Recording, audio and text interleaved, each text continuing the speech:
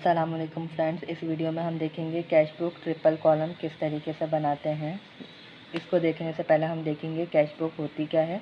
Cash book एक तरीके से लेजर होती है। देखो, लेजर में हम बहुत सारे अकाउंट्स को रिकॉर्ड करते हैं जिसके लिए एक स्पेसिफिक पेज मस्ट होता है। अब उस लेजर का बर्डन कम करने के लिए हम क्या करते हैं, बैंक और कैश को एक अलग बुक में रिकॉर्ड करते हैं जिसको हम कैश बुक बोलते हैं, ताकि उस लेजर रजिस्टर का बर्डन कम हो जाए। अब हम देखेंगे ट्रिपल कॉलम कैश बुक का, या 3 कॉलम भी बोल सकते हो, या ट्रेबल कॉलम कैश बुक बोल सकते हो। इसका फॉर्मेट देखेंगे। इसका जो फॉर्मेट है, सबसे पहले डेबिट साइड होती है और क्रेडिट साइड होती है।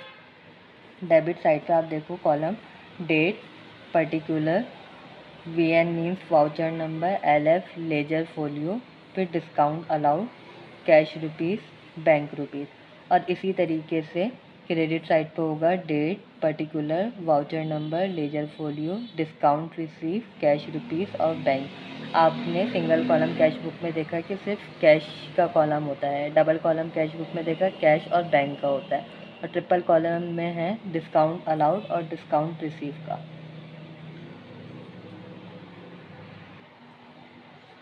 एक बात याद रखना, जब भी हम कैश बुक बनाएंगे, यहाँ पे सिर्फ 2 चीज़ों की बात हो रही होती है। बैंक मीन्स चेक, और एक होती है कैश। ये दोनों ही बिजनेस के लिए एसेट होता है।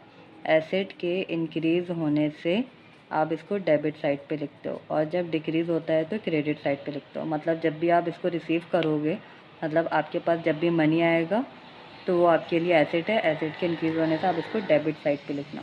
और अगर आप पे कर रहे हो या जो भी सिचुएशंस होगी जिसकी वजह से आप पे कर रहे होगे, तो वो क्रेडिट साइड पे लिखोगे। अब यहाँ पे आप फर्स्ट ट्रांजैक्शन देखो, कैश इन हैंड ₹20,000।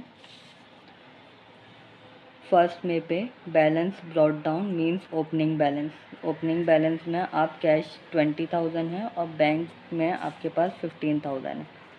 फिर उसके बाद है goods sold for cash ₹4500।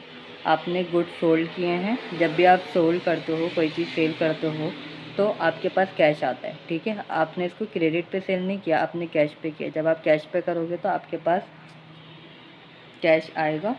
Cash आने की वजह से आप यहाँ पे लिखोगे सेल्स अकाउंट 4500, जिसकी वजह से कैश आपके पास आ रहा है या आप पेमेंट कर रहे हो, वो चीज़ आप पर्टिकुलर या रेफरेंस में लिखोगे।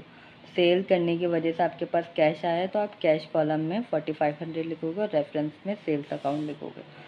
Goods bought for cash ₹9000। अब देखो, आपने कोई चीज़ बाई की है तो आप पेमेंट करोगे, पेमेंट करने की वजह से आप क्रेडिट साइड पे लिखोगे।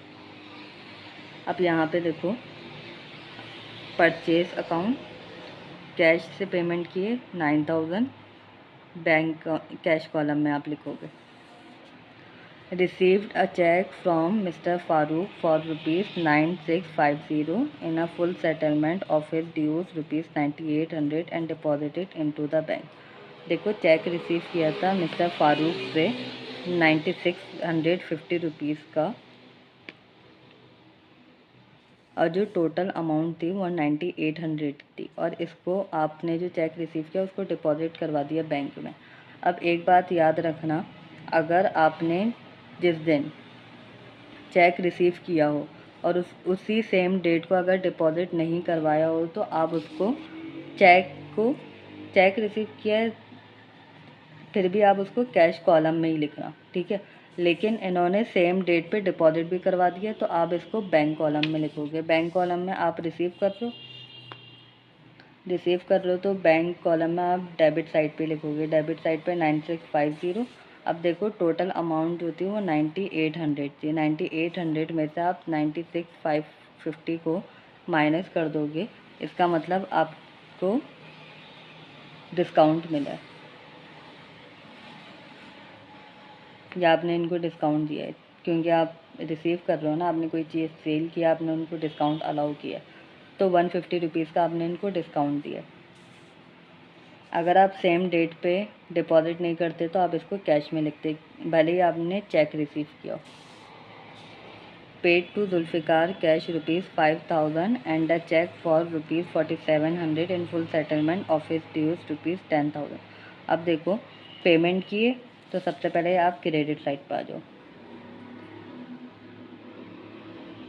क्रेडिट साइड पर आ जाओ और कैश दिए था आपने 5000, तो कैश कॉलम में आपने 5000 लिखा। फिर उसके बाद चेक भी दिया था 4700 का, 4700 आप बैंक कॉलम में लिख दोगे।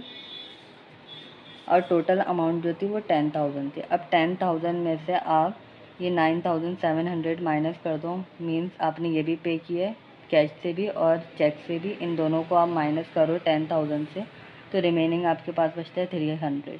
मीन्स 10,000 में से 9,700 माइनस करो 300, मतलब आपने डिस्काउंट रिसीव किया है। Cash receive from mister Kaleem ₹4900 in full settlement of his dues ₹5000। आपने कैश रिसीव किया, तो डेबिट साइड पे आ जाओ। 4900 का आपने कैश रिसीव किया, कैश कॉलम में लिखो। और जो टोटल अमाउंट थी वो 5000 थी। 5000 में से 4900 माइनस करोगे, मीन्स आपके पास 100 रुपीज़ का आपने इनको डिस्काउंट अलाउ किया था, तो यहाँ पे आप डिस्काउंट अलाउड में 100 रुपीज़ लिखोगे। Paid cash to Adnan ₹1950 in full clearance of his dues 2000। Pay किया, क्रेडिट साइड पे लिखो। क्रेडिट साइड पे आपने कैश से किया, तो 1950 को आप कैश कॉलम में लिखोगे। और टोटल अमाउंट 2000 थी, 2000 में से 1950 माइनस कर दोगे, मीन 50 रुपीज़ का डिस्काउंट रिसीव किया आपने। Received a check from Asim Tufail ₹3900 in full settlement of his dues 4000। 4000 total था, 4000 में से 3900 आपने रिसीव किया, चेक रिसीव किया। अब देखो चेक रिसीव किया, सेम डेट पे डिपॉजिट नहीं किया, तो आप इसको कैश कॉलम में ही लिखोगे। डेबिट साइड पे आओ, डेबिट साइड पे 3900 आप कैश कॉलम में लिखोगे और 100 रुपीज़ का डिस्काउंट हो गया। 4000 में से आप 3900 माइनस करो, तो 100 का आपने डिस्काउंट अलाउ किया। Bank receive interest ₹500। बैंक ने इंटरेस्ट रिसीव किया 500 का, डेबिट साइड पे इंटरेस्ट 500 बैंक कॉलम में लिखोगे। बैंक डेबिटेड चार्जेस, डेबिट जब भी बैंक डेबिट करेगा मीन्स डिडक्ट हुए, तो क्रेडिट साइड पे bank charges 700 minus credit side पे लिखोगे बैंक कॉलम में। अब आपको क्या करना है, ये जितने भी कॉलम है उनका टोटल करो। Discount allowed, cash rupees, bank rupees, same here, आपको यहाँ पे इन सब के टोटल करने हैं। अब क्या करना है, देखो यहाँ पे भी डिस्काउंट अलाउड और डिस्काउंट रिसीव का जो कॉलम है वो इक्वल होना ज़रूरी नहीं है, लेकिन कैश और बैंक का कॉलम इक्वल होना ज़रूरी है। सबसे पहले आप क्या करो, इसका टोटल करो और इसका टोटल करो, सिर्फ यहाँ तक टोटल करना। बैलेंस सीडी से पहले तक आप टोटल करना और इस अमाउंट से इसको माइनस करना।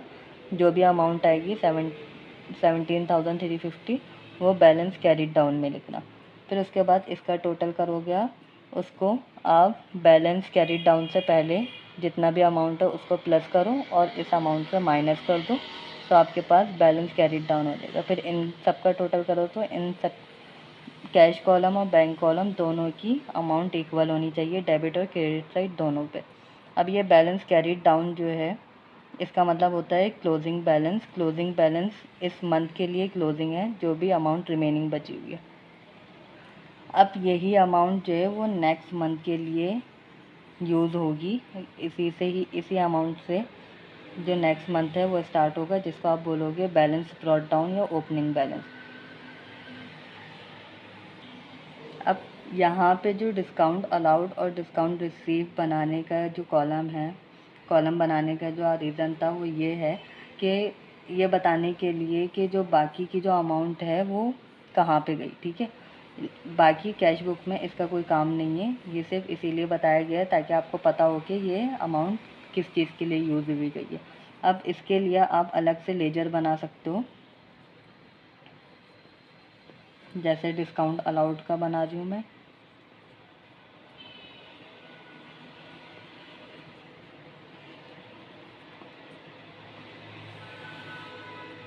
Debit, credit side, date, reference, amount.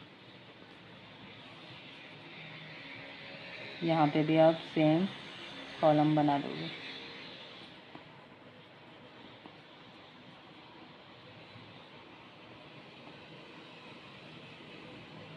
यहाँ पे आप जो टोटल अमाउंट है सिर्फ उसको लिख दोगे कि टोटल जो डिस्काउंट अलाउ हुआ था वो कितना हुआ था।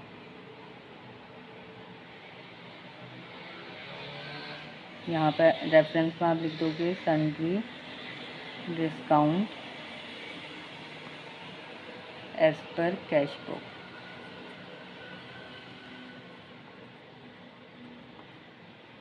डेबिट साइड पे लिखा हुआ था इसीलिए इसकी अमाउंट डेबिट साइड पे लिख रही हूँ। इसी तरीके से जो डिस्काउंट रिसीव किया था इसी तरीके से सारे कॉलम बनेंगे। सिर्फ मैं यहाँ पे ऐसे लिख रही हूँ डिस्काउंट रिसीव्ड। क्रेडिट साइड पे तो आप इसकी अमाउंट क्रेडिट साइड पे लिखोगे sundry discount as per cash book 350। अब ये बात याद रखना, डिस्काउंट अलाउड और डिस्काउंट रिसीव दोनों की अमाउंट इक्वल होना ज़रूरी नहीं है, क्योंकि डिस्काउंट अलाउड भी की अमाउंट भी डिफरेंट हो सकती है, इसकी भी डिफरेंट हो सकती है। इन दोनों का कैश बुक से कोई रिलेशन नहीं होगा या कोई रिलेटेड नहीं होगा, सिर्फ इसीलिए बनाया गया है ताकि पता हो कि ये अमाउंट कहाँ पे यूज़ हुई गई है और कहाँ डिडक्ट हुई और कहाँ माइनस हुई।